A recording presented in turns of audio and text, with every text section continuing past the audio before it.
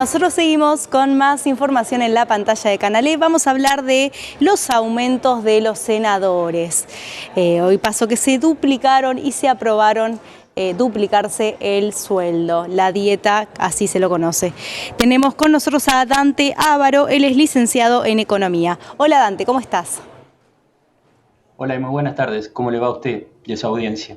Bien, muy bien. Hablemos un poco de esto que pasó a la mañana. ¿Es legal aumentarse el sueldo de esta manera?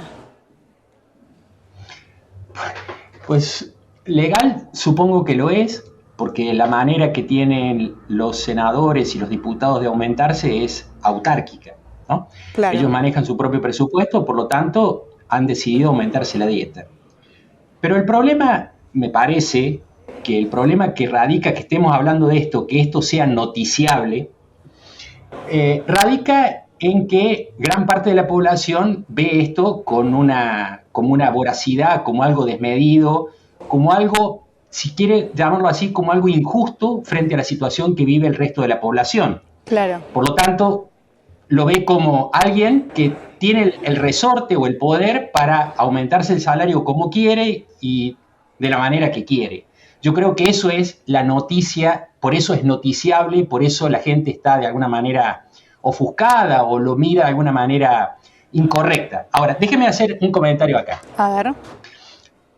En la mayoría de las democracias no hay una discusión o no es un eje de discusión si los representantes del pueblo, en este caso, o de las provincias, o los funcionarios públicos deben cobrar poco o mucho.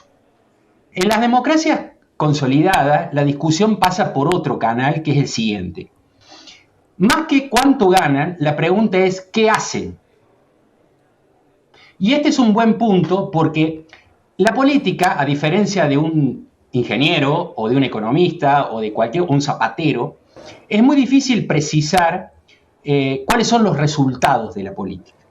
Entonces, la gente trata de hacer una relación entre a lo que ellos se dedican, la información que tienen y el mundo de la política. El mundo de la política es muy difícil de medir los resultados. Entonces, muchas veces usted habrá escuchado, las personas que nos escuchan también habrán escuchado, que un indicador son la cantidad de proyectos que sacaron en la Cámara de Diputados, en la Cámara de Senadores, etc. Y ese es un error muy, muy grave porque no se trata de sacar proyectos, sino de tener eficacia política. ¿Y cómo mide usted la eficacia política?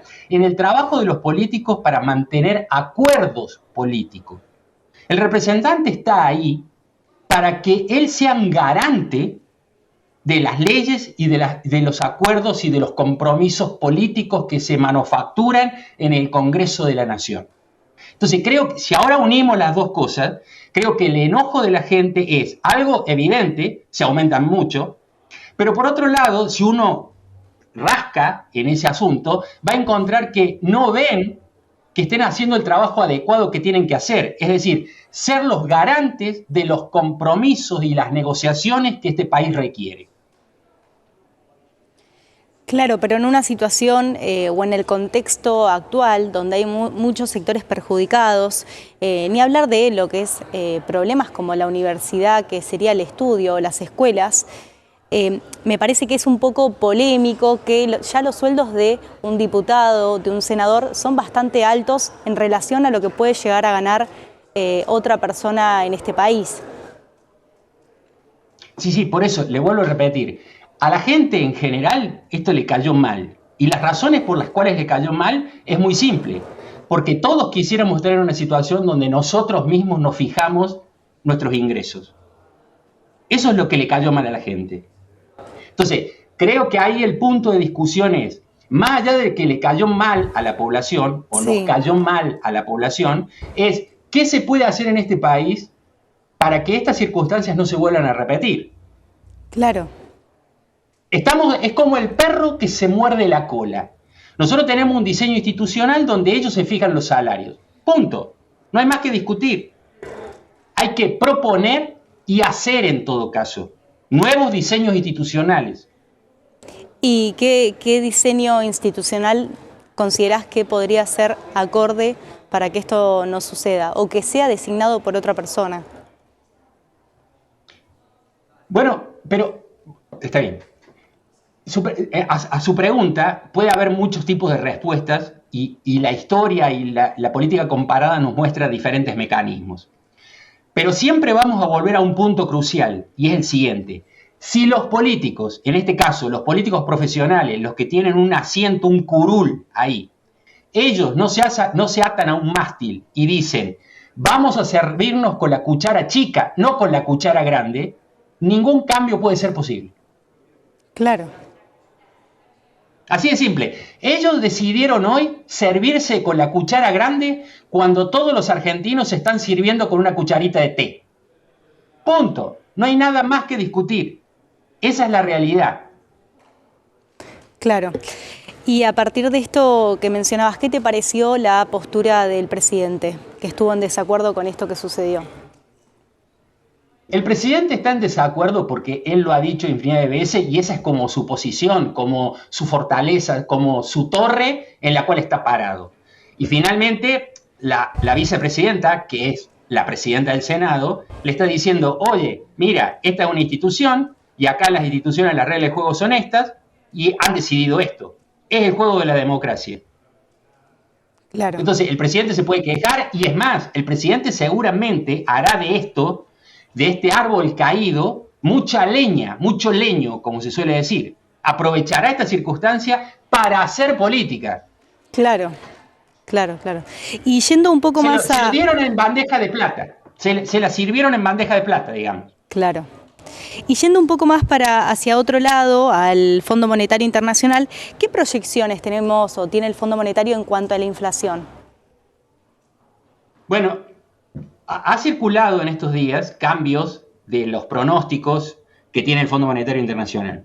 Pero creo que más allá de las cifras, que ya son conocidas en la opinión pública, que es algo noticiable, creo que lo importante acá es lo que creo yo, que es lo que voy a poner sobre el discurso ahora.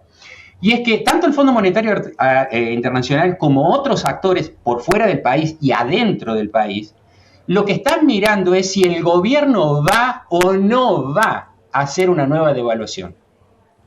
Entonces, en función de lo que crea cada actor, es la proyección que está haciendo, la expectativa que se está construyendo, los escenarios que está trazando, en función de esa creencia. Bien. Y esto ya lo hemos advertido, muchos lo hemos advertido, apenas sucedió la primera devaluación. Cuando sucedió la primera devaluación, muchos Sí. nos hemos preguntado si iba a venir una segunda devaluación más o menos por esta época. Y es la pregunta que se está haciendo los técnicos del fondo y otros actores.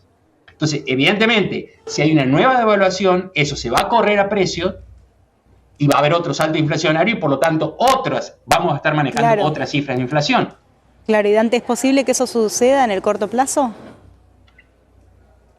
Pues no lo sé, porque me parece a mí que eso va a depender de dos cosas. A ver. De qué tan férrea va a depender de dos cosas. Primero, de qué tan férrea y autoconvencidos estén en el Palacio de Economía y en la Casa Rosada de lograr mantener el tipo de cambio como está. O sea, qué tanto autoconvencimiento tienen de que esa es la dirección correcta y si van a persistir en esa decisión. Y la segunda cosa relacionada con eso es si van a poder mantener el ajuste fiscal o el saneamiento fiscal en los niveles que tienen pensado y que son requeridos para este, entre comillas, plan monetario que tienen. Y te digo esto porque casa perfectamente con lo que advierte o mencionó el doctor Cavallo. El doctor Cavallo dijo, el superávit fiscal no es sostenible. O sea, hay muchas personas que están pensando que esta idea del saneamiento fiscal agudo no es sostenible. ¿Y por qué piensan esto? Bueno, porque lo que se hizo hasta ahora se hizo sobre los rubros más fáciles de ajustar o sobre los rubros más fáciles de sanear. Como tú lo dijiste anteriormente, las universidades, los hospitales, etcétera, etcétera, lo que uno llamaría el gasto corriente, donde se requiere más tiempo, más capacidad y más eficiencia para ajustar, es donde es más difícil, es más complejo, va a haber más resistencia, etcétera, etcétera, etcétera. Entonces, por eso muchos piensan de que este ajuste fiscal no es sostenible, más allá de la capacidad que tenga la oposición de pararse frente a esto con eficiencia política. Claro. Gracias, Dante, por este contacto. Al contrario, Paz, que tengas una bonita tarde y un saludo grande a tu audiencia. Gracias. Dante Ávaro, licenciado en Economía, charlaba con nosotros.